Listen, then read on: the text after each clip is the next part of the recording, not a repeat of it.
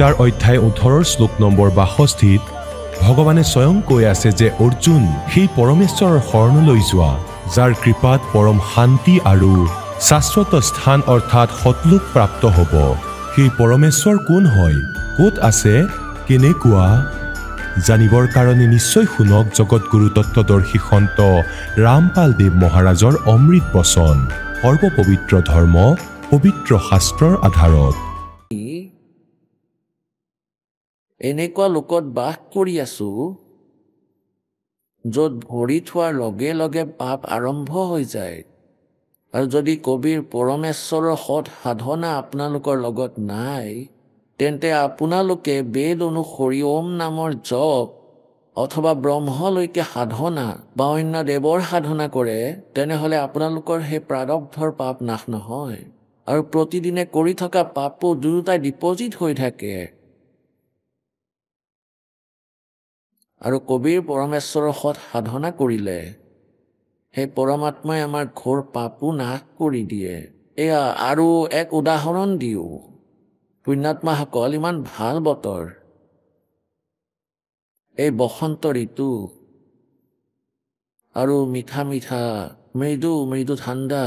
100টা AC লগালেও ইমান ঠাণ্ডা নহ'ব যি ভগৱানে নেচাৰেলি কৰি ৰাখিছে। আৰু পৰমাত্মাৰ অমৃত ভোজন প্ৰাপ্ত কৰি প্ৰসাদ আৰু তেওঁৰ মৰমৰ আত্মা এতিয়া জ্ঞানেৰে তৃপ্ত হৈ আছে, সেই অমৰ জ্ঞানেৰে অমৰ বাণীৰে। আৰু আপোনালোকক এটা ড'জ দিয়া হৈ আছে। আগতে আমি এই জ্ঞানেৰে পৰিচিত নাছিলোঁ, চিনেমা চাইছিলোঁ আৰু VCR আছিলে, লগতে ইমান ডাঙৰ ডাঙৰ কেছেট আছিলে। 3খন কেছেট আনিছিলোঁ, এখন 3 ঘণ্টাকে আছিলে। আৰু এনেকৈ ভাবিছিলোঁ, কৈছিলোঁ যে 100 টকা লাগিব, গোটেই ৰাতিটো চাম। সেই 9 ঘণ্টা চোৱাৰ পিছত ইয়াত দি আহিছিলোঁ। চাই থাকোঁতে চাহ বনোৱা হৈছিলে, খোৱা হৈছিলে আৰু এনেকৈ চকু মেলি একেথিৰে চাই আছিলোঁ আৰু একেবাৰে টোপনি অহাই নাছিলে। আৰু এনেকুৱা অমৃত জ্ঞানৰ বৰ্ষাত টোপনিটো ওচৰে পাজৰেও থাকিব নালাগে। আৰু যদি কেতিয়াবা আহিও যায়, তেতিয়া মনত ৰাখিব कि मानुष जन्म दुर्लभ है, मिला न बारंबार, एक बार तरवर से पत्ता टूट गया तो फिर नहीं लागे डारे। তেতিয়া এই স্থান আৰু আপোনালোকে নাপাব। তেন্তে এতিয়া দেখুৱাওঁ যজুৰ্বেদত সেই পৰমাত্মা যিজন কবিৰ, তেওঁ আমাৰ ঘোৰ পাপবোৰক বিনাশ কৰি দিয়ে। এই মূৰ্খ ঋষি মহৰ্ষি, এই দয়ানন্দৰ দৰে কলি যুগৰ ঋষিসকলে কয় যে পৰমাত্মাই সাধনাৰে পাপ নাশ কৰিব নোৱাৰে। প্ৰথমে ইয়াৰ অকণমান হিন্দী কৰি লওঁ। ইয়াৰ অবিহনে এইবোৰৰ কথা বুজিয়ে নাপাব, কিয়নো আটাইতকৈ ডাঙৰ সংকট এয়া কৰি গ'ল। এতিয়া যাব লাগিব, যাওঁ সেই কলি যুগৰ প্ৰাৰম্ভলৈ। এয়া সত্যাৰ্থ প্ৰকাশ মহৰ্ষি দয়ানন্দ দেৱৰ নিজ অনুভৱৰ ৰচনা, এই সত্যাৰ্থ প্ৰকাশ। আৰু ই ক'ৰ পৰা? এয়া চাওক, এয়া হ'ল সত্যাৰ্থ প্ৰকাশ। वेद आदि विविध सत शास्त्र प्रमाण संवित श्रीमत, অৰ্থাৎ বেদ আদি বিবিধ সৎ শাস্ত্ৰৰ পৰা প্ৰমাণৰ পৰা ইয়াৰ ৰচনা কৰিছে শ্ৰীমত পৰমহংস পৰিব্ৰাজক আচাৰ্য। কোন? এয়া উপমা মহৰ্ষি দয়ানন্দৰ আগতো আৰু পাছতো। মহৰ্ষি দয়ানন্দ সৰস্বতী স্বামী বিৰচিত প্ৰকাশক বৈদিক য়তি মণ্ডল দয়ানন্দ মঠ, দীনানগৰ, পাঞ্জাৱ। আৰু ইয়াৰ প্ৰকাশক হ'ল, মুদ্ৰক হ'ল আচাৰ্য প্ৰিণ্টিং প্ৰেছ, গোহানা মঠ, দয়ানন্দ মঠ, গোহানা মাৰ্গ, ৰোহতন, দুৰভাগ প্ৰেছ, ইমান। এতিয়া ইয়াৰ 7ম সমুল্লাসত চাওক, কিমান খেলি মেলি কৰি ৰাখিছে ইয়াৰ দয়ানন্দই নিজ বিচাৰে। আৰু ইয়াত সত্যাৰ্থ প্ৰকাশ 154 পৃষ্ঠাত, আৰু এই 7ম সমুল্লাস। ইয়াৰ তলত চাওক, প্ৰশ্ন, ঈশ্বৰ সাকাৰ নে নিৰাকাৰ? উত্তৰ, নিৰাকাৰ। ঠিক আছে। কোনোবাই প্ৰশ্ন কৰিছে যে প্ৰশ্ন, পৰমেশ্বৰৰ স্তুতি প্ৰাৰ্থনা আৰু উপাসনা কৰিব লাগে নে নালাগে? মহৰ্ষি দয়ানন্দদেৱে কৈছে কৰিব লাগে। তেতিয়া প্ৰশ্নকৰ্তাই কৈছে যে স্তুতি আদি কৰিলে ঈশ্বৰে নিজ নিয়ম এৰি স্তুতি প্ৰাৰ্থনা কৰোতাসকলৰ পাপ নাশ কৰিব, পাপ নষ্ট কৰি দিব। নকৰে, উত্তৰ নকৰে। তেনেহ'লে স্তুতি প্ৰাৰ্থনা কিয় কৰোঁ? প্ৰশ্নকৰ্তাই ঠিকে কৈছে, তেনেহ'লে লাভ কি ভক্তি কৰাৰ? উত্তৰত স্বামীজীয়ে কৈছে যে ইয়াক কৰাৰ বেলেগ ফল আছে, পাপটো নাশ নহ'ব আৰু বেলেগ ফল আছে। তেন্তে কি? প্ৰশ্নকৰ্তাই কৈছে কি? স্বামীজীয়ে উত্তৰ দিছে। মহৰ্ষি দয়ানন্দই উত্তৰ দি আছে, স্তুতি ঈশ্বৰৰ প্ৰীতি, তেওঁৰ গুণ কৰ্ম স্বভাৱেৰে নিজৰ গুণ কৰ্ম স্বভাৱক শুধৰোৱা, প্ৰাৰ্থনাৰে নিৰভিমানতা, উৎসাহ আৰু সহায় পোৱা আৰু উপাসনাৰে পৰব্ৰহ্মৰ সৈতে মিল আৰু তেওঁৰ সৈতে সাক্ষাৎকাৰ হোৱা। চাওক, ইয়াত দুটা কনচেপ্ট ক্লিয়াৰ কৰিছে। এওঁ এটাটো নিজে খণ্ডন কৰিছে সাকাৰ হোৱাটো, নিৰাকাৰ হোৱাটো, কৈছে তেওঁৰ সাক্ষাৎকাৰ হয়, মিলন হয়। যদি সাধনাৰে উপাসনাৰে মিলন হয় তেন্তে তেওঁ সকলো ঠাইত নিৰাকাৰ কেনেকৈ হ'ল? ইয়াতো এনেকৈ পৰমাত্মাই মিলি আছে, নিৰাকাৰ কৈ আছে, সৰ্বব্যাপক হয়। সেই পৰমাত্মা এক দেশীয়, বেদে স্পষ্ট কৰিছে। এওঁ কৈছে যে পৰমাত্মা এক দেশীয় নহয়, এক স্থানত নাথাকে আৰু তাৰ সাক্ষাৎকাৰ হোৱা। এতিয়া ইয়াত প্ৰশ্ন চলি আছে যে ভগৱানে পাপ নাশ নকৰে। 163 পৃষ্ঠাত আৰু ক্লিয়াৰ কৰি দিছে, এওঁ একেবাৰে স্পষ্ট কৰি দিছে। এয়া চাব,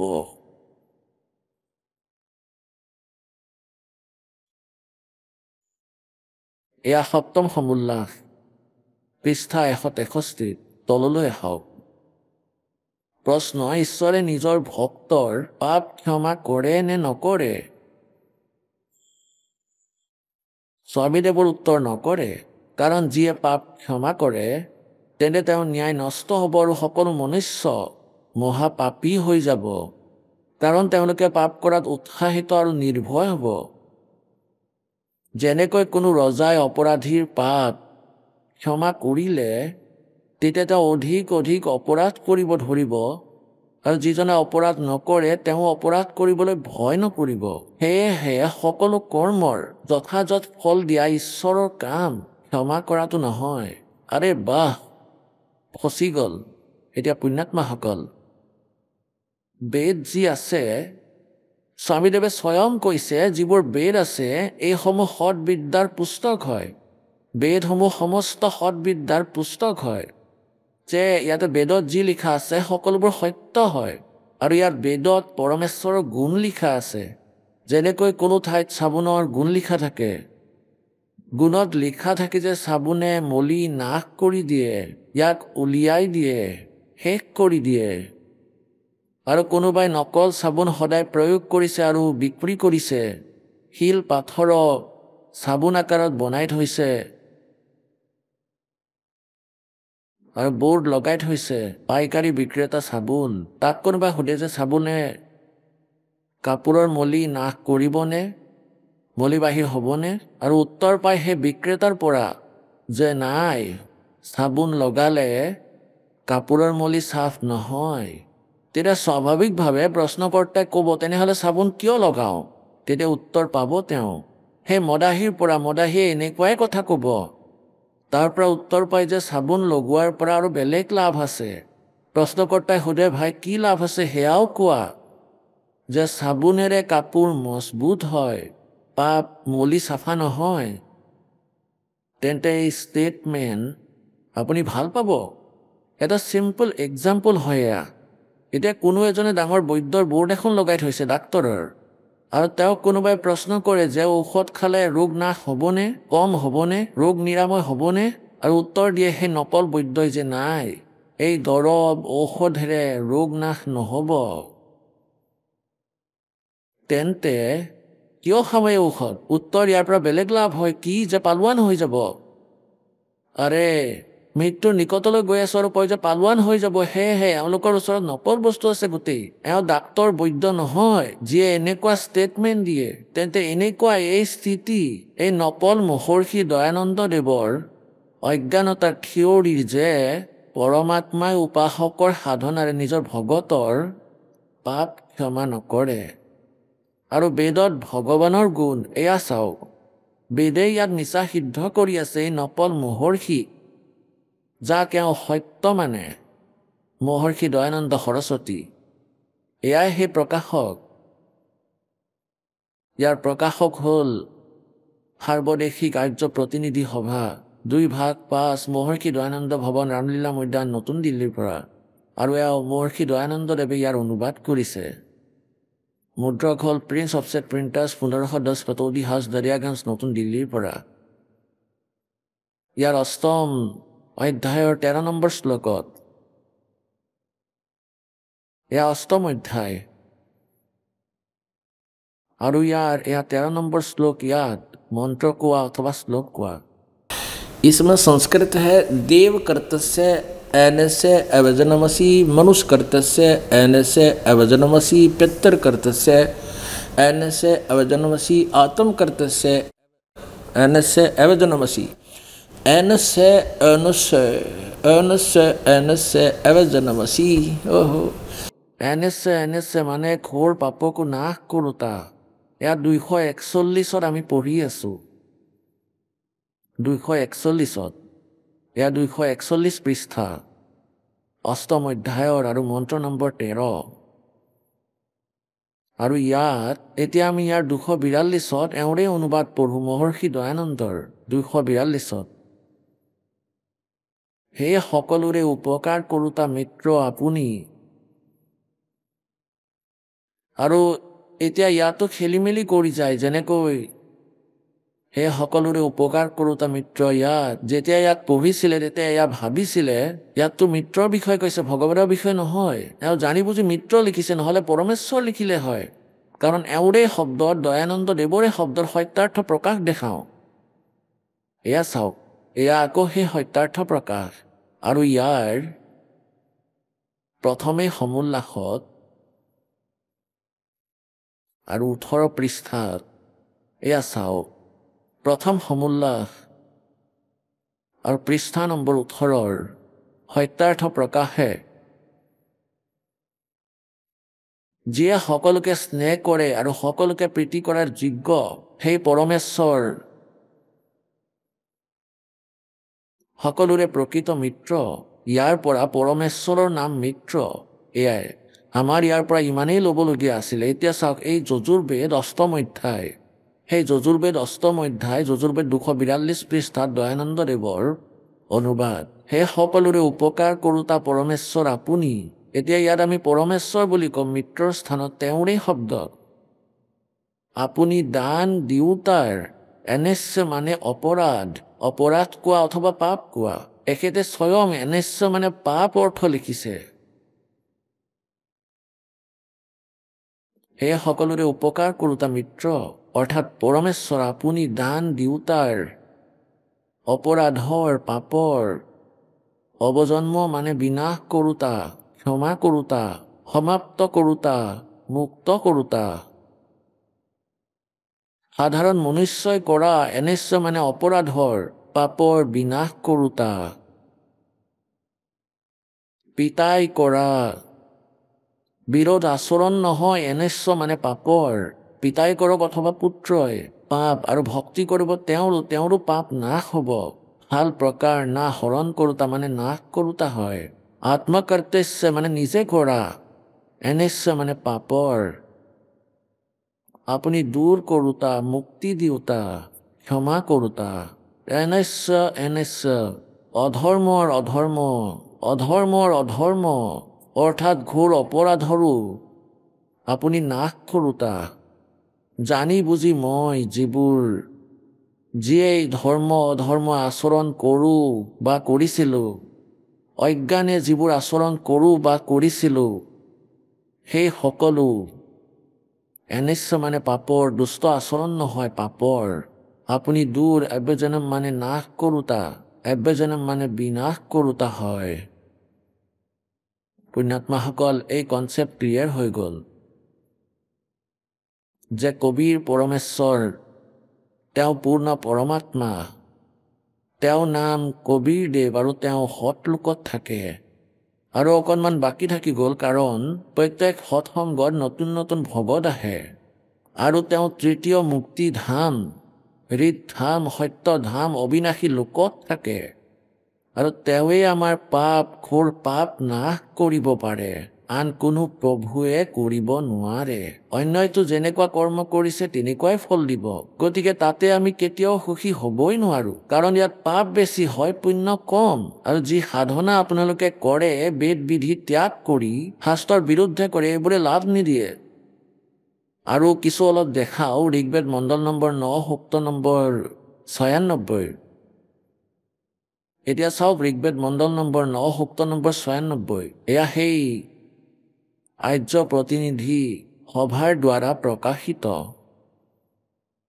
ইয়াত স্পষ্ট হৈ যাব তেওঁ কবিৰ দেৱ, কবিৰ পৰমাত্মা নিজ কবিৰ বাণীৰে যথাৰ্থ জ্ঞানক নিজৰ ভক্তক ক'বলৈ আহে। সেয়াই সাৰ্বদেশিক আৰ্য প্ৰতিনিধি সভা মহৰ্ষি দয়ানন্দ ভৱন ৰামলীলা মৈদান নতুন দিল্লীৰ পৰা ছপা হৈছে। আৰু এয়া ইয়াৰ প্ৰিণ্টাৰ্ছ। এতিয়া ঋগ্বেদ মণ্ডল নম্বৰ 9 আৰু সূক্ত নম্বৰ 96 এয়া চাব। মণ্ডল নম্বৰ 9 সূক্ত নম্বৰ 96 মন্ত্ৰ নম্বৰ 18 দেখুৱাম, তাতকৈ বেছি নহয়। এয়া 18। ইয়াৰ অনুবাদ তেখেতে এয়া 334, এয়া 335 হ'ব লাগে, এয়া ভুলতে প্ৰিণ্ট হৈছে। আৰু ইয়াত 336ত কি হৈছে? অমৰ স্বৰূপ পৰমাত্মা, সোম মানে অমৰ, সোম ৰূপ নহয় অমৰ, অমৰ পৰমাত্মা পালনৰ ইচ্ছা কৰাৰ হেতু তিনিও লোকত প্ৰৱেশ কৰি সকলোৰে ধাৰণ পোষণ কৰিবলৈ কৰি যিজন মহান সেই পৰমাত্মা তৃতীয়ম ধাম বিৰাজম দেৱায়ন আৰু পিতৃয়ায়ন, এই দুয়োটাৰ পৰা পৃথক তৃতীয় যি মুক্তি ধাম আছে তাতে বিৰাজমান হয়, তাতে বিৰাজমান হয়। তেখেতে জ্ঞান যোগী ভুল কৰিছে। ইয়াত চাওক, এতিয়া ইয়াত আৰু ক্লিয়াৰ হৈ যায়। ঋগ্বেদ মণ্ডল নম্বৰ 9 সূক্ত নম্বৰ 86 মন্ত্ৰ নম্বৰ 27। ঋগ্বেদ মণ্ডল নম্বৰ 9 সূক্ত নম্বৰ 86, সেয়া 96 সূক্ত আছিল, এয়া 86। ইয়াৰ দ্বিতীয় 27 শ্লোকত মন্ত্ৰত কৈছে, যিজন পৰমাত্মা তেওঁলোকৰ আৰু তৃতীয় পৃষ্ঠাত বিৰাজমান, তাতে তৃতীয় ভাগত বহি আছে। আৰু সেই প্ৰকাৰে তাতে লিখা আছে তেখেতে জ্ঞান যোগী তাতে ভুল কৰিছে। তেন্তে সেই পৰমাত্মা তৃতীয় ধামত থাকে। সেই পৰমাত্মা তেওঁ তৃতীয় ধামত, মুক্তি ধামত, সতলোকত, হৃদধামত কবিৰ অংঘাৰী আছি, বমভাৰী আছি, সবৰ জ্যোতি ৰত ধামা আছি। সেই কবিৰ পৰমাত্মা পাপ নাশক হয়, বন্ধনক নাশ কৰোতা মুক্তিদাতা হয়, আৰু সতলোকত থাকে। আৰু তেওঁৱেই আমাক চিৰদিনৰ বাবে মুক্তি দিয়ে, জন্ম মৃত্যু আমাৰ পাপ নাশ কৰে। अमर करूं सतलोक पठाऊं, तात बंदी छोड़ कहाऊं, बंदी छोड़ हमारा नामम, अदर अमर है अस्थिर ठामम। अब परमात्मा बताते हैं, ये संसार समझदा नाई, कहंदा श्याम दोपहरे नू, गरीबदास ये वक्त जात है, रोगे इस पैरे नू। मानुष जन्म दुर्लभ है, ये मिले न बारंबार, तरवर से पैता टूट गिरे तो बहुर न लगता डार। পৰমেশ্বৰ কবিৰদেৱৰ মহিমা নিজ চকুৰে দেখি আদৰণীয় গৰীবদাস চাহেবদেৱে কৈছে যে, कि ये संसार समझदा नाही, कहंदा श्याम दोपहरे नू। এয়া এই যি একোৰেই সুখ দিব নোৱাৰে সেই ভগৱানক, যাক সুখদায়ী ভগৱান বুলি মানি লৈছে। আৰু কয়, গৰীবদাস দেৱে কৈছে যে গৰীবদাসে যে এই সময় গৈ আছে, মনুষ্য জীৱন আকৌ নাপাব, এই তত্ত্বদৰ্শী সন্ত আৰু নাপাব, এই মাৰ্গ নাপাব, পাছত কান্দিবা এই সময়ক লৈ। বলো সতগুৰুদেৱ কি জয়। समझा है तो सरदर पाओ, बहुर नहीं रे सादाओ। बोलो सतगुरुदेव सत साहेब। পৰম পিতা পৰমাত্মা পূৰ্ণ ব্ৰহ্ম, সমগ্ৰ সৃষ্টিৰ ৰচয়িতা কুল মালিক কবিৰদেৱ কবি চাহেব। নিজ মহিমা অৰ্থাৎ পূৰ্ণ পৰমাত্মাই নিজৰেই তথ্য স্বয়ং দিবলৈ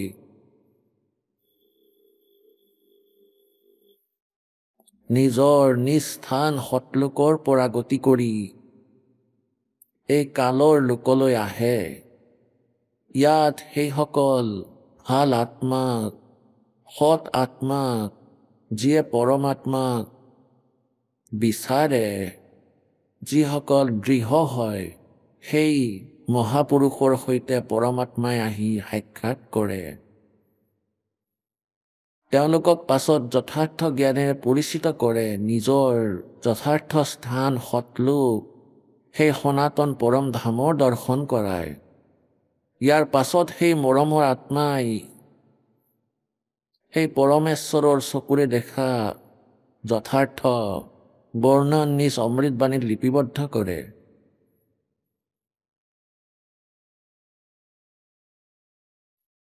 যিসকল মহাপুৰুষৰ পৰমাত্মাৰ সৈতে সাক্ষাৎ হৈছে, যেনেকৈ পৰহিৰ সৎসংগত আপোনালোকক স্পষ্ট কৰা হৈছিল, সমূহ সৎগ্ৰন্থৰ আধাৰেৰে পবিত্ৰ 4 ধৰ্মৰ পবিত্ৰ সৎগ্ৰন্থৰ আধাৰত এয়া প্ৰমাণিত কৰা হৈছিল যে পৰমাত্মা সাকাৰ হয় আৰু তেওঁ নৰ আকাৰ মনুষ্যৰ দৰে হয় আৰু তেওঁৰ নাম কবীৰ। এয়াতো সৎগ্ৰন্থসমূহে প্ৰমাণ কৰিছে। আৰু যিসকল মহাপুৰুষৰ সৈতে সেই পৰমেশ্বৰৰ সাক্ষাৎকাৰ হৈছে, যিসকলে পৰমেশ্বৰক দেখিছে,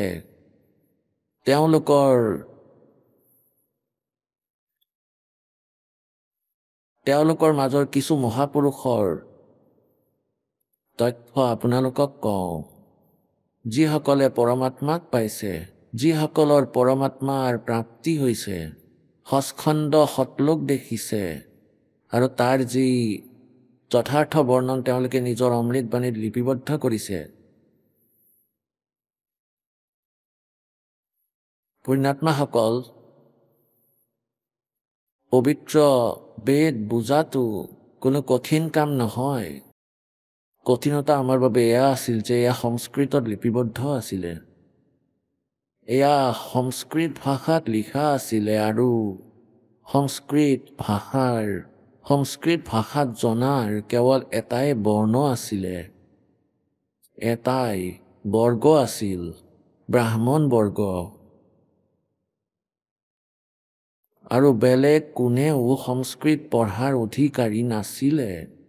অন্য কাষ্ট অৰ্থাৎ জাতিসকলক, অৰ্থাৎ অন্য বৰ্ণসকলক, যেনেকৈ ব্ৰাহ্মণ, ক্ষত্ৰিয়, বৈশ্য, শূদ্ৰ, এই 4 বৰ্ণ আছিল। ইয়াৰ মাজত ব্ৰাহ্মণ বৰ্ণইহে শিক্ষা গ্ৰহণ কৰাৰ অধিকাৰী আছিল আৰু তেওঁলোকেই বেদক পঢ়িছিলে, তেওঁলোকেই পুৰাণক পঢ়িছিলে আৰু সেয়াই পঢ়ি আগলৈ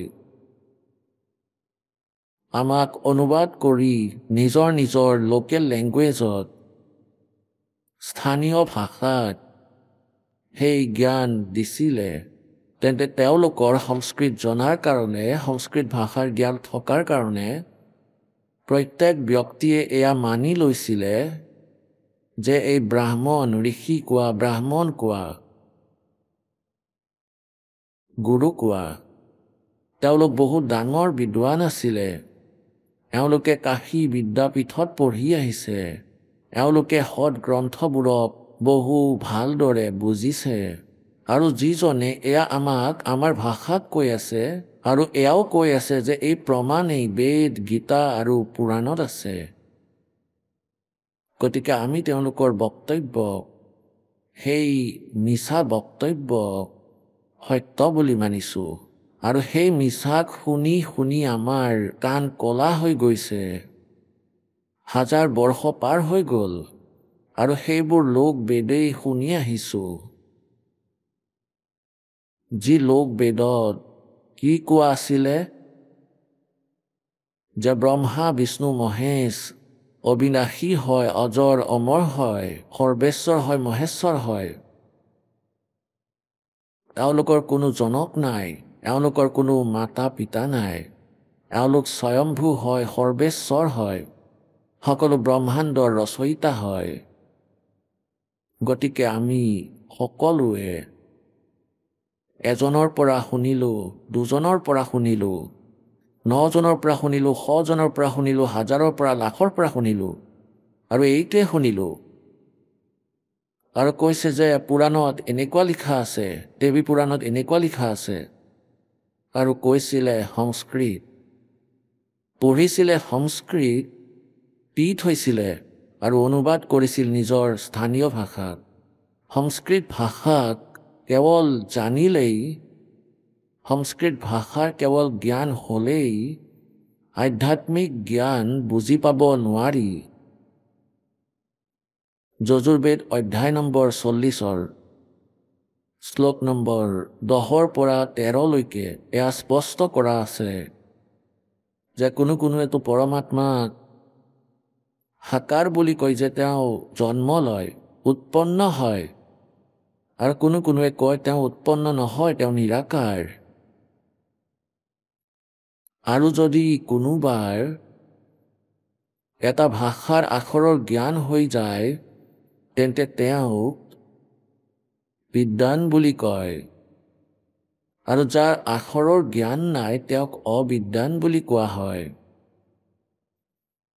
এতিয়া এয়া কোৱা হৈছে যে অবিদ্বান আৰু বিদ্বান কাক কোৱা হয়, আৰু পৰমাত্মা সাকাৰ নে নিৰাকাৰ এয়াতো তত্ত্বদৰ্শী সন্তইহে ক'ব।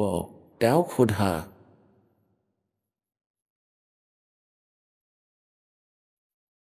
এতিয়া পুণ্যাত্মাসকল, পবিত্ৰ 4 বেদত কমপ্লিট জ্ঞান নাই, কমপ্লিট স্পিৰিচুৱেল নলেজ নাই, আৰু ভুলো নাই। ভুল বুলিও ক'ব নোৱাৰোঁ ইয়াক, কাৰণ চিলেবাছৰ ষ্টেটাছ আছে, যেনেকৈ মেট্ৰিকলৈকে চিলেবাছ আছে, সেইটো ভুল নহয়, কিন্তু আগৰ ক্লাছৰ কাৰণে কমপ্লিট ছাফিচিয়েণ্ট নহয়। এতিয়া বেদত অপশ্যন এৰি দিছে যে সেই যথাৰ্থ জ্ঞানকটো তত্ত্বদৰ্শী সন্তই ক'ব, পৰমাত্মা সাকাৰ নে নিৰাকাৰ সেই কথা তেওঁক সোধা, আৰু বিদ্বান আৰু অবিদ্বানৰ পৰিভাষাও সঠিককৈ তেওঁৱে ক'ব পাৰিব। এতিয়া পুণ্যাত্মাসকলে সংস্কৃতৰ জ্ঞাতাসকলৰ বেদৰ জ্ঞান নাছিলে। সংস্কৃতৰ জ্ঞাতা কোন? সৎযুগৰ পৰা ব্ৰাহ্মণ সংস্কৃতৰ জ্ঞাতা বিদ্বান মনা হৈছিলে, আৰু তেওঁলোকৰ বেদৰ জ্ঞান নাছিলে। ব্ৰহ্মা, বিষ্ণু, মহেশ্বৰো বেদৰ জ্ঞান নাছিলে, যদিও সকলোৱে সংস্কৃত ভাষা কৈছিলে আৰু লিখিছিলে। পুণ্যাত্মাসকল, এই কথাটো সোনকালে বিশ্বাস কৰিব নোৱাৰি যে সৎযুগৰ ব্ৰাহ্মণ অৰ্থাৎ ঋষিসকলৰ, মহৰ্ষিসকলৰ জ্ঞান নাছিলে, বেদ জ্ঞান নাছিলে, কেৱল সংস্কৃত ভাষাৰ জ্ঞান আছিলে, কিন্তু আধ্যাত্মিক জ্ঞান নাছিলে, বেদ জ্ঞান নাছিলে, ব্ৰহ্মা, বিষ্ণু, মহেশ্বৰো নাছিলে।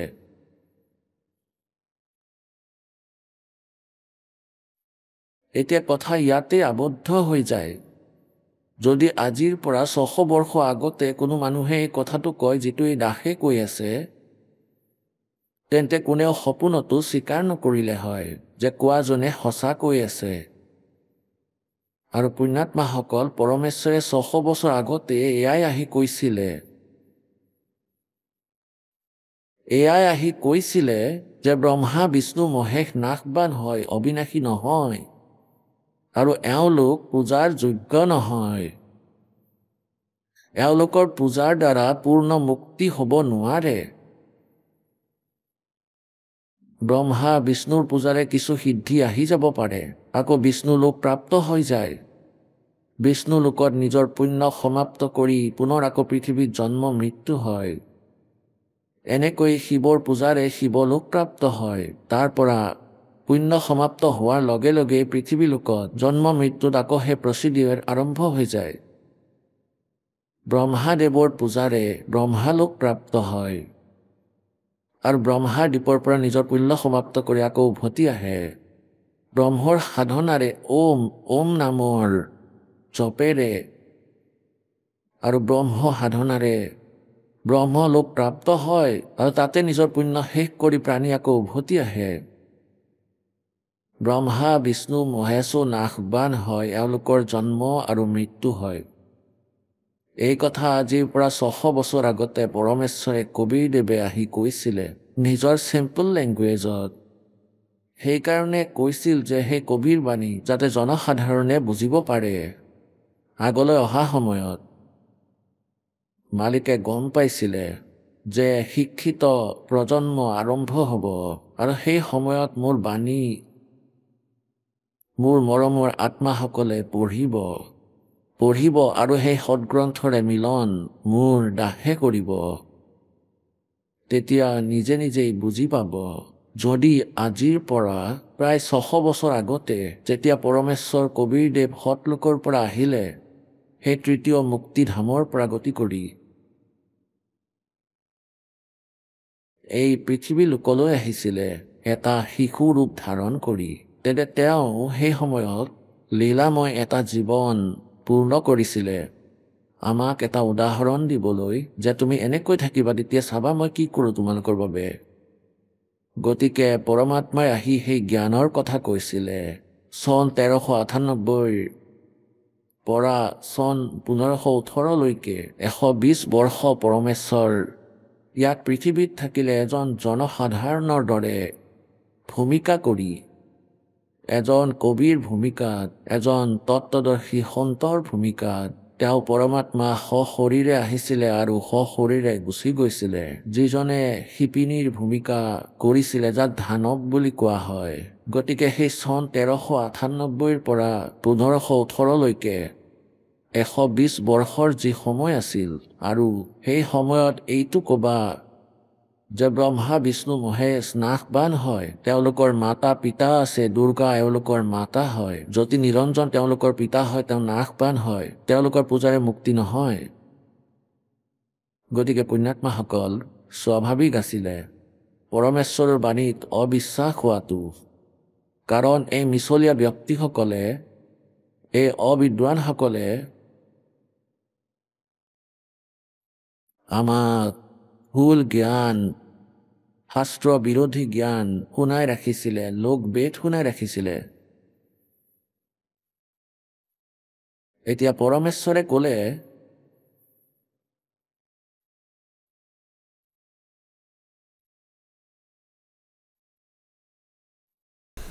सुरनर मुनिजन 33 करोड़ी बंदे सभी निरंजन डोरी।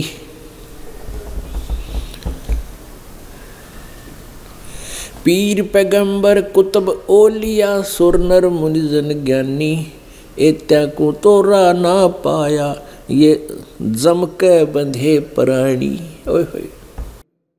এই ব্ৰহ্মা বিষ্ণু মহেশ আৰু এই 33 কোটি দেৱতাসকলক, ঋষি মহৰ্ষিসকলক পৰমাত্মাই কৈছে যে এওঁলোক কালৰ বন্ধনত বান্ধ খাই আছে, এই জ্যোতি নিৰঞ্জনৰ বন্ধনত আছে। এওঁতো ইমানলৈকে পূজা কৰে আৰু তেওঁৰ জালতেই থাকে, তেওঁলোকৰ বেদ জ্ঞান নাই।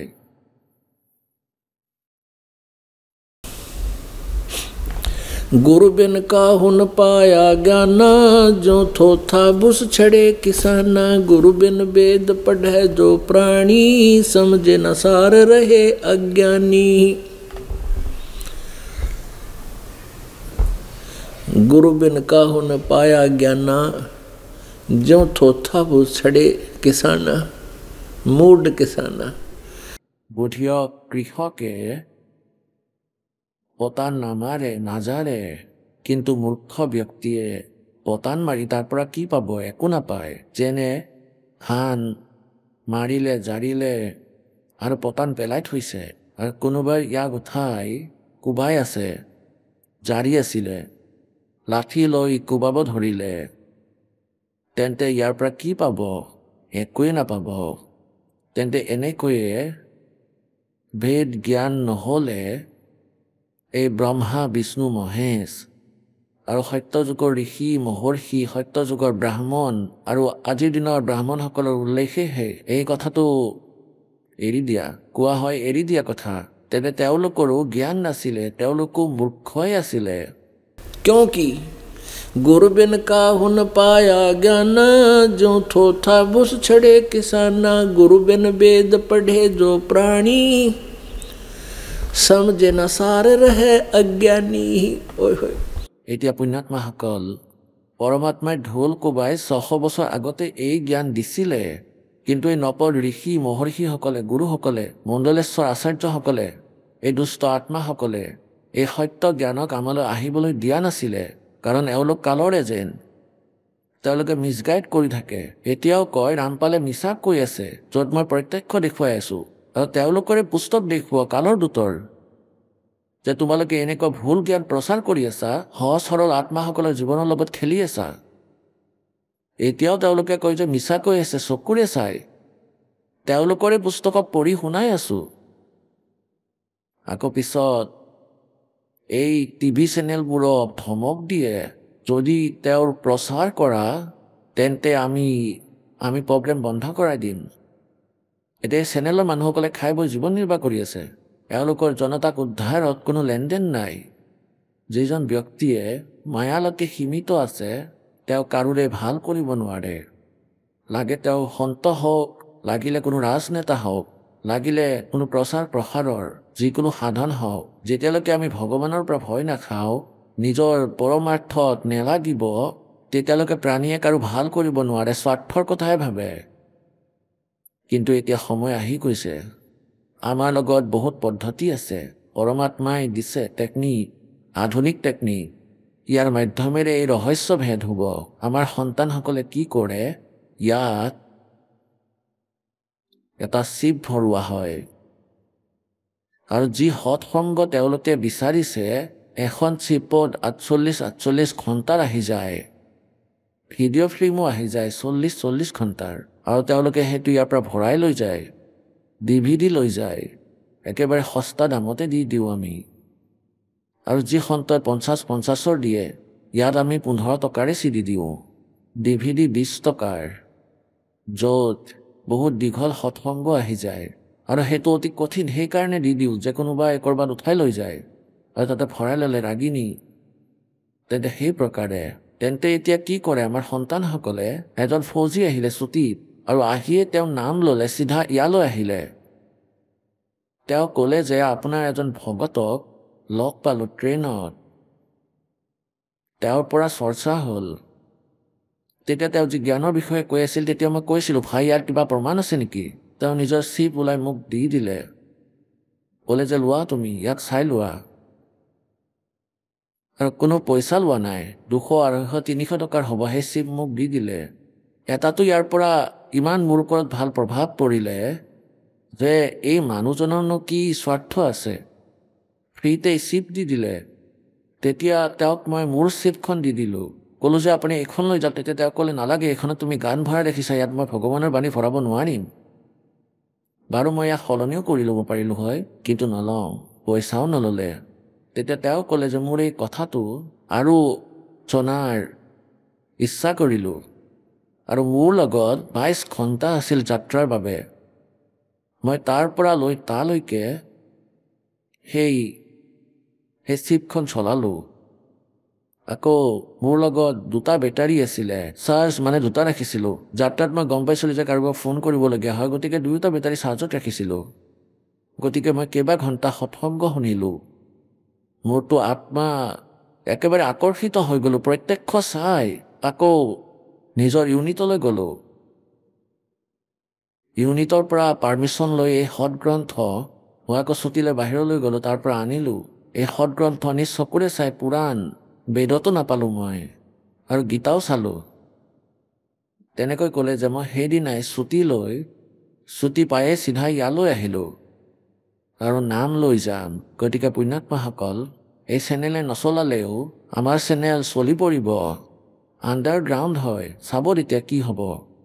আৰু এনেদিন আহিব, তেতিয়া লাইনত থিয় হৈ থাকিব এই চেনেলৰ মানুহবোৰ, যে আমাক দিয়ক, আমি চলাই ল'ম। কাৰণ ইয়াৰ অবিহনে আৰু একোৱেই নুশুনিব, শেষত চাই ল'ব।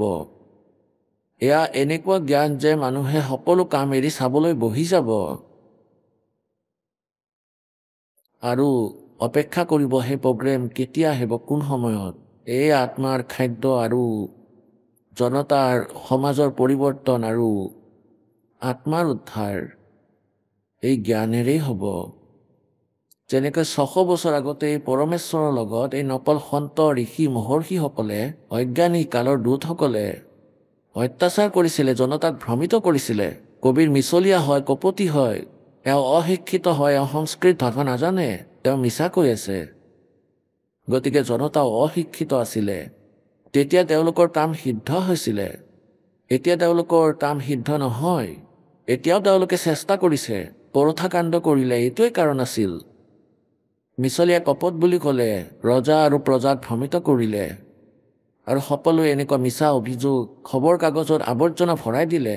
তাৰপিছত চাই লওঁ, নিৰ্দোষী কেতিয়াও শাস্তি নহয়। সত্য কিছু দিনলৈকে লুকুৱাবহে পাৰি, মচি পেলাব নোৱাৰি।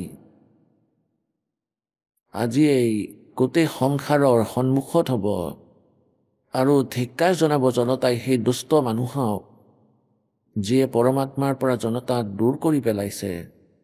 লাখ লাখ মানুহৰ উদ্ধাৰ হ'বলগীয়া আছিলে, বেয়া অৱস্থা হৈ গ'ল, হাহাকাৰ সৃষ্টি হ'ল। গোটেই মানৱ সমাজত বিকাৰে ঘৰ কৰিলে আৰু আমি ইয়াত পৰমাত্মাৰ শংখ আত্মাসকলক হহোঁ। প্ৰথমে ইয়াক পৰিষ্কাৰ কৰোঁ।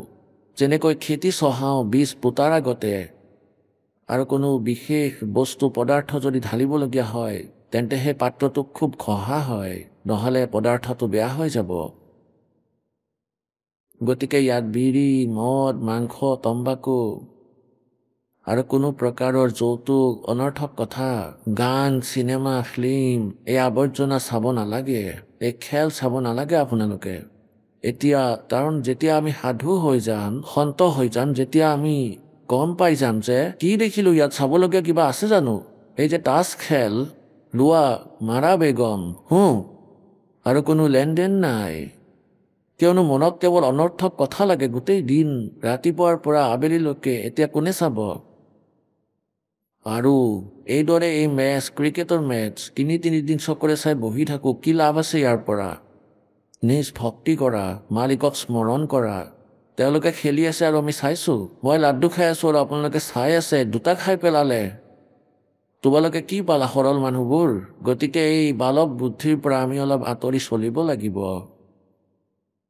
তেওঁলোকেতো টকা উপাৰ্জন কৰি কৰোৰপতি হৈ গ'ল আৰু এই সহজ সৰল আত্মাবোৰে বহি বিনা কাৰণতে টিভি চাই আছে, কামো এৰি দিলে।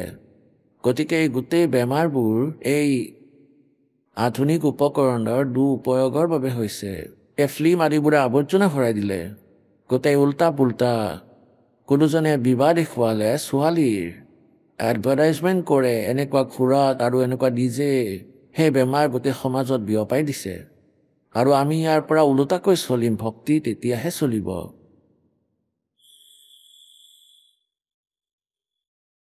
গতিকে পুণ্যাত্মাসকল, 600 বৰ্ষ আগতেই, 550 বছৰ আগতে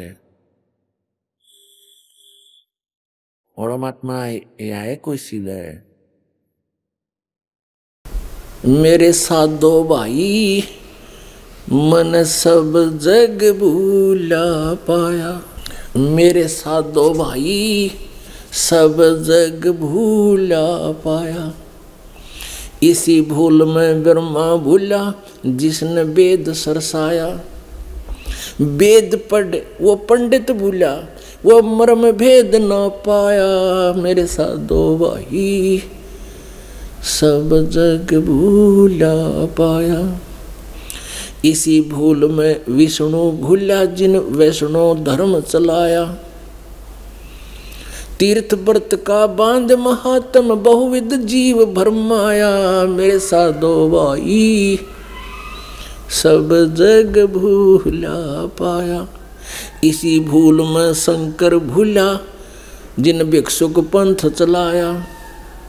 सिर पे जटा हाथ में खप्पर घर घर अलख जगाया। मेरे साधो भाई सब जग भूला पाया। और कह कबीर जिसने पा गया भेद मर्म का, वो फिर गर्भवास नहीं आया।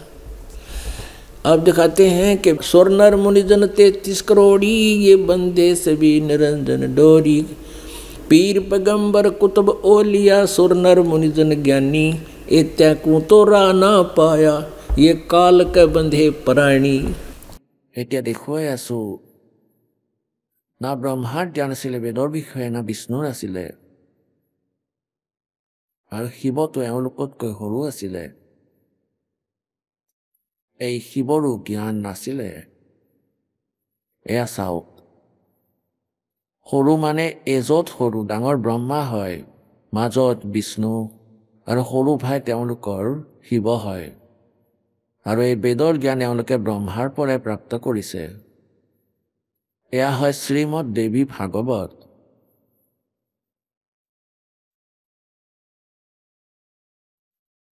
সম্পাদক হনুমান প্ৰসাদ পোদ্দাৰ শ্ৰীমানলাল গোস্বামী আৰু ক'ৰ পৰা ছপোৱা হৈছে এয়া প্ৰকাশক এবং মুদ্ৰক হয় গীতা প্ৰেছ গোৰখপুৰ গোবিন্দ ভৱন কাৰ্যালয় কলকাতা স্থান এয়া এওঁলোকৰ ফেক্স আৰু ফোন নম্বৰ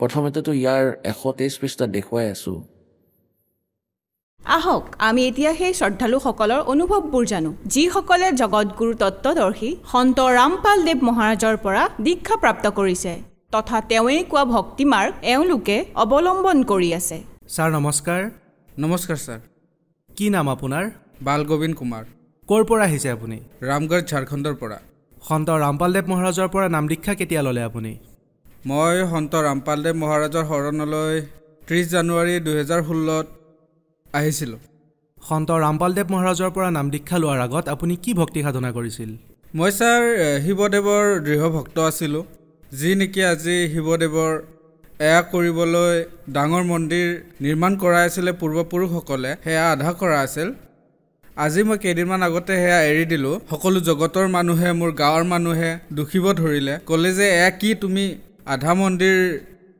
যি বনাই আছিলোঁ আমি আজি সেয়া পুৰাটো কৰি দিলা কিন্তু সেয়া ফিনিছ নকৰিলা আন গাঁৱৰ মানুহে হাঁহিব এয়া তুমি ভাল নকৰিলা তুমি কোনোবা গুৰু শৰণলৈ গুচি গ'লা মই কোনো গুৰু শৰণলৈ অহা নাই মই সত্যতাৰ শৰণলৈ আহিছোঁ যিয়ে মোৰ জীৱনত আৰু অহা প্ৰজন্মত এয়া সত্যতাই লগত থাকিব সকলোৰে মই তেওঁৰ শৰণলৈ আহিছোঁ সন্ত ৰামপালদেৱ মহাৰাজৰ বিষয়ে আপুনি কেনেকৈ গম পালে মোৰ বৰদেউতাৰ ল'ৰা ভগতদেৱ তেওঁ প্ৰথমে শৰণলৈ গৈছিলে তাৰপিছত তেওঁ মোক 2 বছৰৰ পৰা কৈ আছিলে যে ভাইটি কৰি লোৱা ভক্তি পৰমাত্মা আহিছে এতিয়া যদি নকৰা নাজানো কেতিয়া তুমি মৰা তেতিয়া জীৱন ব্যৰ্থ হৈ যাব তোমাৰ জন্ম মৃত্যুৰ যি ৰোগ সেয়া লাগিয়ে থাকিব আৰু তুমি ইয়াতেই থাকি যাবা কৈছিলোঁ লৈ ল'ম এনেদৰে মানাই কৰি থাকিলোঁ কিন্তু এদিন এনেকুৱা হ'ল যে মই ডিউটিলৈ যাবলৈ ওলাই আহিছিলোঁ তেতিয়া কিছুমানে সৎসংগৰ বাবে ইয়াত কৰমাত ঝাৰখণ্ডতে এটা নামদান কেন্দ্ৰলৈ গৈ আছিলে তেতিয়া মই বাইক ওলাইছিলোঁ ডিউটি যাবলৈ তেওঁলোক বলেৰো এখনত বহি গুচি গৈছিলে নাজানো মোৰ এনেকুৱা লাগিল যে নহয় আজি যাব লাগিব ডিউটি নগৈ মই চিধাই গুচি গ'লোঁ কৈছিলে মোক বলেৰোতে যাবলৈ কিন্তু তেওঁলোক আধা দূৰ গৈ পালে তাৰপিছত মোৰ বাইকতে স্পীডত গুচি গ'লোঁ তেওঁলোকক 15 কিলোমিটাৰ 20 কিলোমিটাৰ প্ৰায় 15 কিলোমিটাৰ পিছত তেওঁলোকক ফোন কৰি লগ কৰিলোঁ আৰু ক'লোঁ ময়ো যাম লৈ বলক তাৰপিছত তেওঁলোকৰ লগত গ'লোঁ আৰু পৰমাত্মাৰ শৰণত নাম ল'লোঁ সন্ত ৰামপালদেৱ মহাৰাজৰ পৰা নাম দীক্ষা লোৱাৰ পিছত আপুনি কি লাভ পালে সন্ত ৰামপালদেৱ মহাৰাজৰ পৰা নাম লোৱাৰ পিছত মোৰ লাভ এয়া হ'ল যে মোক এডাল সাপে এইখন ভৰিত খুটিয়াইছিল য'ত নেকি সেই সাপে খুটিয়ালে কোনেও জীয়াই নাথাকে আজি পৰমাত্মাই মোক জীৱিত ৰাখিছে আজি মই জগতৰ মানুহক দেখি আছোঁ আৰু তেওঁলোকেও মোক দেখি আছে বহুত মানুহ মোৰ ঘৰলৈ আহিছিলে আৰু কৈছিলে যে জৰা ফুকা কৰা আৰু ডক্তৰক দেখুওৱা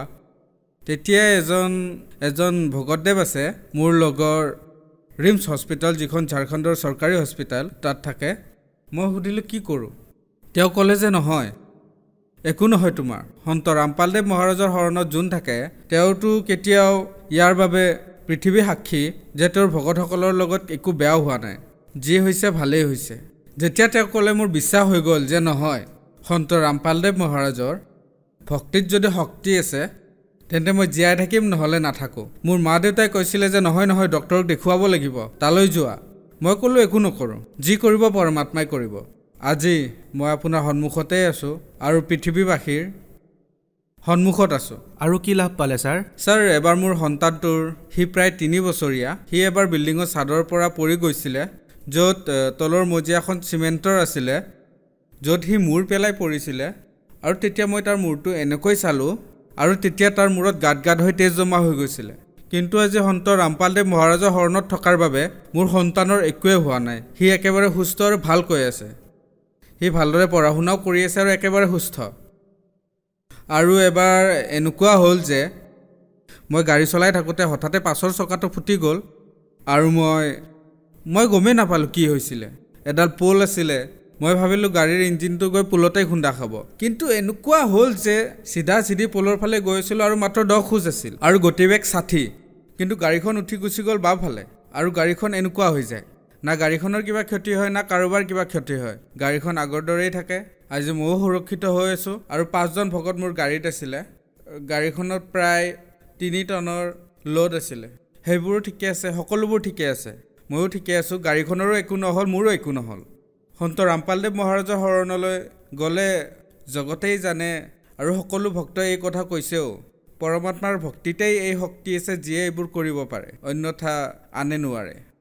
আৰু ছাৰ, মোৰ ঘৰত প্ৰেত বাধা থাকে। এবাৰতো এনেকুৱা হ'ল যে এজন ওজা মোৰ ঘৰলৈ অনা হৈছিলে আৰু এনে কথাতেই কৈ দিছিলে যে ছাগলী কাটিব লাগিব। সেইটোৱে লৈ আমাক চান্দা বিচাৰি আছিলে যে মোৰ দেউতাৰ ভায়েকসকলে। তেতিয়া আমি কৈছিলোঁ যে চান্দা নিদিওঁ, আমি এইবোৰ পূজা নকৰোঁ। তেতিয়া মোৰ দেউতাক কাটিবলৈ আগবাঢ়ি আহিল, কৈছিলে যে হয়তো আজি ছাগলী কাটিম, নহ'লে তোমাক। তুমি কিয় নিদিবা? ইয়াত 3টা ভাগ আছে, এটা ভাগ তুমি দিব লাগিব। মোৰ দেউতাই মানা কৰি দিলে। তেতিয়া ময়ো মানা কৰি দিলোঁ যে নিদিওঁ। তেতিয়া ক'লে যে হয়তো আজি ছাগলী কাটিম, নহ'লে তোমাক কাটিম। কিন্তু ইমানখিনি বিশ্বাস আছে যে মালিকৰ দয়াত আজি জীয়াই আছোঁ। এয়া লাভ পালোঁ। ছাৰ, আপুনি যে কৈ আছিলে আপোনালোকৰ ঘৰৰ ভিতৰত যি প্ৰেত বাধাৰ সমস্যা আছিল, সেয়া ঠিক হ'লনে? একেবাৰেই ঠিক হ'ল। আজি মোৰ ঘৰত কোনো প্ৰেত বাধা নাই। সন্ত ৰামপালদেৱ মহাৰাজৰ যি এই জ্ঞান পালোঁ, আজি সেই আধাৰতে আমি ভক্তি কৰি আছোঁ আৰু সদায় আৰু যেতিয়ালৈকে প্ৰাণ থাকিব এই শৰীৰত, সন্ত ৰামপালদেৱে দিয়া সেই জ্ঞান আৰু সেই ভক্তিক আমি কৰিম আৰু পূৰ্ণ মুক্তি প্ৰাপ্ত কৰিম। সেয়া মোৰ লক্ষ্য আৰু গুৰুদেৱৰ এই জ্ঞানে আমাক মুক্তি দিব। ছাৰ, সন্ত ৰামপালদেৱ মহাৰাজৰ পৰা নাম দীক্ষা লোৱাৰ আগতে আপুনি কিবা নিচা কৰিছিলনে? হয় ছাৰ, মই কৰিছিলোঁ আৰু নিচাৰ লগে লগে মই মাংসও খাইছিলোঁ। আজি আগতে যেনেকৈ চিগাৰেট খাইছিলোঁ, কিন্তু আজি যেতিয়া কোনোবাই চিগাৰেট খায় মই তাৰ ওচৰলৈ গ'লে বমি হৈ যায়। মোৰ সেই দোকানখনলৈ যাবলৈ মন নোযোৱা হৈ যায়। যদিও বিস্কুট আনিবলৈও থাকে, তাত কোনোবাই চিগাৰেট খাই থাকিলে ধোঁৱা ওলালে মই আঁতৰি যাওঁ, তাৰ পৰা বিস্কুটো নলওঁ। চেষ্টা কৰোঁ তাৰ পৰা যদি নল'ব পাৰোঁ ভাল।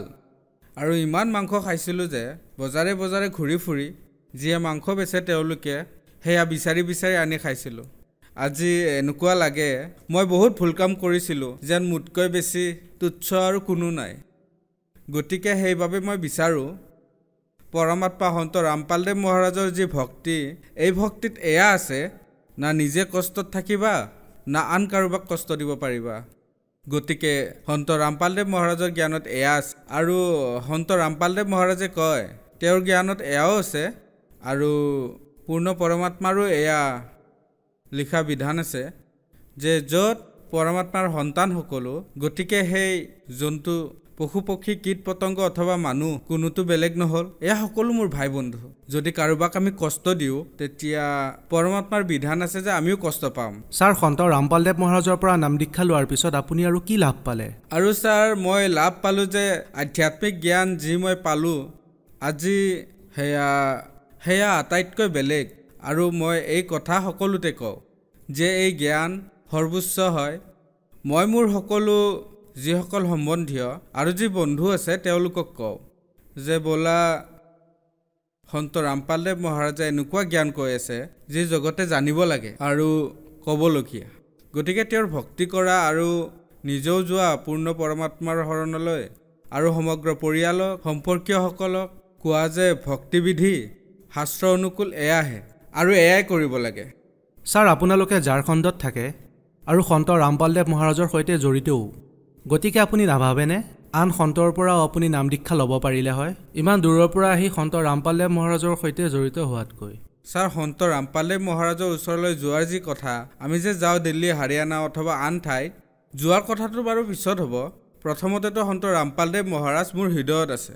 আৰু যে আশ্ৰমৰ কথা, ঝাৰখণ্ডত আজি খন আশ্ৰম খোলা হৈছে আৰু মালিক সন্ত ৰামপালদেৱ মহাৰাজৰ সৎসংগ চলে। গতিকে এনেকুৱা কোনো কথা নাই, আমি এইবোৰ কৰোঁ। কিন্তু লগতে এইটোও কথা যে মোক গাঁৱৰ মানুহে কয় যে তুমি যে আশ্ৰমলৈ যোৱা পইচা পোৱা, সেইবাবে যোৱা। এজন দুজনক আমি কৈ দিছিলোঁ যে এনেকুৱা কোনো কথা নাই। সন্ত ৰামপালদেৱ মহাৰাজৰ যি ভক্তিবিধি মই সেয়াহে জানিবলৈ যাওঁ, না কি পইচা পাওঁ সেইবাবে যাওঁ।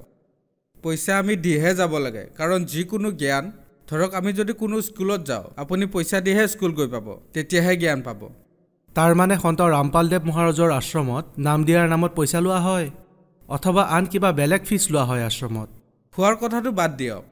আন যিসকল গুৰু আছে সেই গুৰুসকলৰ মাজত দেখা পাওঁ যে আগত বহাজনৰ পৰা বেলেগ পইচা লয়। ঠাণ্ডাৰ দিনত গাত উৰিবলৈ যি গৰম কাপোৰ লোৱা হয় তাৰ বাবে 20 টকা অথবা 50 টকাও দিব লাগে। খাদ্যৰ বাবে পইচা দিব লগা হয়। কিন্তু ইয়াত সন্ত ৰামপালদেৱ মহাৰাজৰ আশ্ৰমত দেখিবলৈ পাওঁ হাজাৰ হাজাৰ ভক্তৰ মাজত এনেকুৱা খাদ্য বিতৰণ হয়, এনেকুৱা লাগে যেন মানুহে দেখি ভাবিবলগীয়া হয় যেন ইমান খাদ্যৰ পইচা আহে ক'ৰ পৰা তেওঁলোকৰ। কিন্তু আজি চাওক, সন্ত ৰামপালদেৱ মহাৰাজৰ দয়াত সকলো ভক্তয়ে খাদ্য পাই আছে, কাৰো পৰাই 1 টকাও লোৱা নহয়। আনকি তেওঁলোকক 10 টকাৰ সহায়হে কৰে, কিন্তু নলয়। ভগত সমাজক আপুনি কি বাৰ্তা দিব বিচাৰিব? মই ভগত সমাজক বাৰ্তা নহয়, হাতযোৰ কৰি বিনম্ৰ নিবেদন জনাব বিচাৰোঁ যে সন্ত ৰামপালদেৱ মহাৰাজে যি জ্ঞান দি আছে সেয়া শাস্ত্ৰ অনুকূল সাধনা আৰু শাস্ত্ৰ বিধি সাধনা হয়। সকলো সেয়া মই মিলাইও চাইছিলোঁ।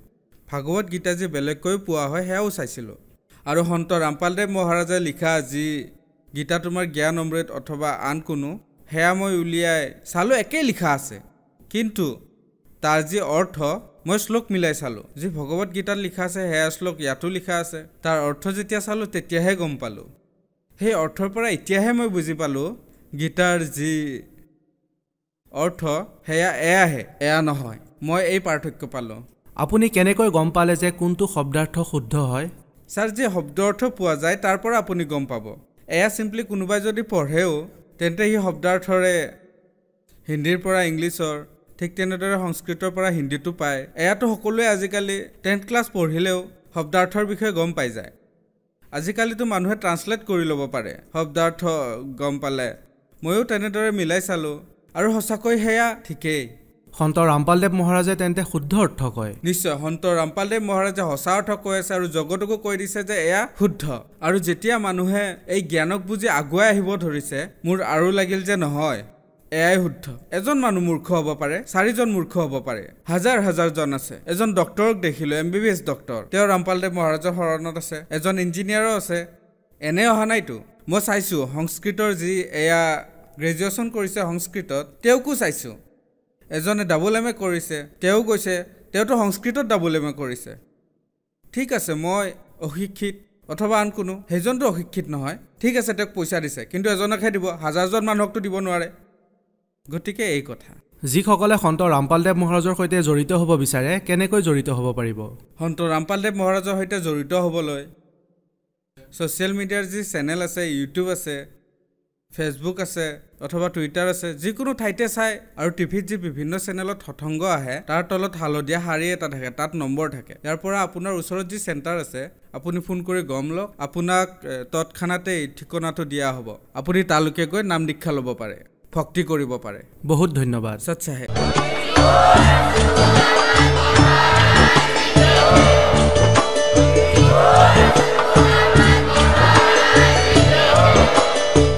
আপুনি শুনি আছিলে জগতগুৰু তত্ত্বদৰ্শী সন্ত ৰামপালদেৱ মহাৰাজৰ মংগল প্ৰবচন। অধিক জানিবৰ বাবে ভিজিট কৰক আমাৰ ৱেবছাইট www.jagatgururampalji.org। সন্ত ৰামপালদেৱ মহাৰাজৰ শুভ আশীৰ্বাদত সমগ্ৰ বিশ্বতে 500তকৈও অধিক নাম দীক্ষা কেন্দ্ৰ আছে, য'ত সন্ত ৰামপালদেৱ মহাৰাজৰ দ্বাৰা বিনামূলীয়া নাম দীক্ষা দি থকা হৈছে। আপোনাৰ নিকটৱৰ্তী নাম দীক্ষা কেন্দ্ৰৰ ঠিকনা জানিবলৈ সম্পৰ্ক কৰক 8222880541।